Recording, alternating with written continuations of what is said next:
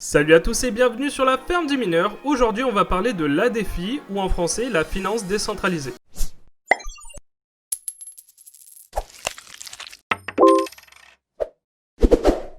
Alors on va commencer tout de suite par définir qu'est-ce que l'ADFI. Eh bien l'ADFI c'est tout simplement Decentralized Financial en anglais. En français ça donne la finance décentralisée. Vous en avez déjà entendu parler de DeFi sûrement. Vous en avez même conscience sans même le savoir, c'est tout simplement, par exemple, les exchanges décentralisés. Le but, c'est d'avoir une finance complètement décentralisée. C'est ce que fait actuellement Binance, c'est ce que fait Loopring, et c'est ce que fait par exemple IDEX ou d'autres exchanges qui souhaitent décentraliser leur protocole afin d'être beaucoup plus transparents sur leurs fonctionnalités et surtout permettre aux utilisateurs de toujours être maîtres de leur crypto-monnaie. Car quand vous utilisez un exchange décentralisé, vous détenez toujours votre clé privée. Donc le but étant évidemment de créer un système financier ouvert et visible de tous.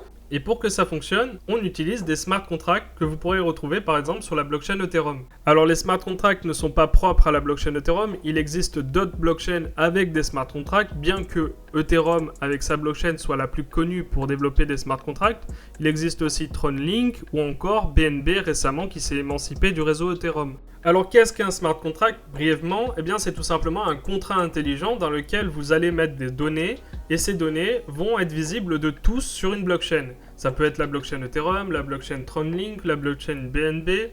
Vous pouvez avoir n'importe quelle information dessus et vous allez tout simplement donner une marche à suivre à ce contrat qui se déclenchera à certaines conditions. D'ailleurs, l'avantage d'utiliser un smart contract ou contrat intelligent en français, c'est que le contrat sera visible sur la blockchain.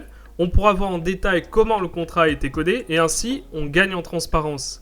Ensuite, le smart contract va permettre aussi d'éliminer ou du moins de limiter l'appel à un tiers de confiance. Ce qu'on appelle en fait un tiers de confiance, c'est une personne ou une entité qui va faire l'intermédiaire entre les contractants pour faire exécuter le contrat par exemple. Je vais donner un exemple. Imaginons que Pierre et Paul souhaitent effectuer un pari sportif. Donc habituellement pour ça, ils doivent passer par un intermédiaire, un site de pari. Mais ni Paul ni Pierre, en réalité, ne savent vraiment comment le site gère les fonds pariés. Car le fonctionnement du site reste opaque, comme la plupart des exchanges, comme la plupart des sites en ligne de jeux ou autres. Vous ne pouvez pas savoir comment fonctionne le site, car le code du site n'est pas open source. Et donc un contrat intelligent permet de résoudre cette problématique, car par exemple Pierre et Paul savent comment le smart contract va gérer les fonds et quelles seront les conditions pour débloquer les fonds. Après, je vous ai dit il y a quelques secondes que cela pourrait éliminer les tiers de confiance. Alors, c'est pas tout à fait vrai, car dans la réalité, très peu de personnes connaissent le fonctionnement d'un smart contract.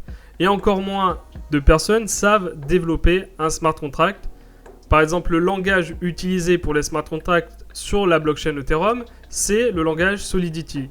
Un langage très peu connu et très peu maîtrisé. Même s'il y a de plus en plus de devs qui s'intéressent à ce langage, ça reste quand même marginal. Petit aparté, Adrien, que vous avez pu voir dans la vidéo précédente, est un dev Solidity. Donc pour revenir à DeFi, DeFi c'est tout simplement une communauté qui a comme vocation de créer une finance décentralisée. En tout cas, permettre l'existence d'une finance décentralisée. Et pour ça, il y a plusieurs objectifs. Et donc les principes fondamentaux de la DeFi, c'est tout simplement tout d'abord que le projet soit open source, donc tout le monde doit pouvoir vérifier le code du projet, tout le monde doit pouvoir voir.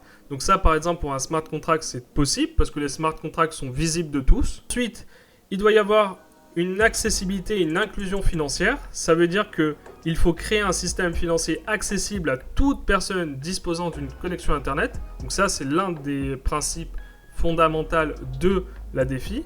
Et ensuite, la transparence financière, évidemment, parce qu'à l'heure actuelle, vous ne savez pas comment votre exchange gère vos fonds. Vous ne savez rien en fait de comment vos fonds vont être gérés, comment ils vont être transférés d'une wallet à une autre, où ils vont être envoyés, vous ne savez absolument rien. Car tout ça reste opaque. C'est vous envoyez vos fonds vers un exchange, mais vous ne savez pas réellement ce qui s'y passe. Eh bien avec la défi, le but de la défi justement, c'est de permettre une transparence à ce niveau-là. Merci d'avoir suivi la vidéo jusqu'au bout, j'espère que cette vidéo vous aura appris quelques trucs.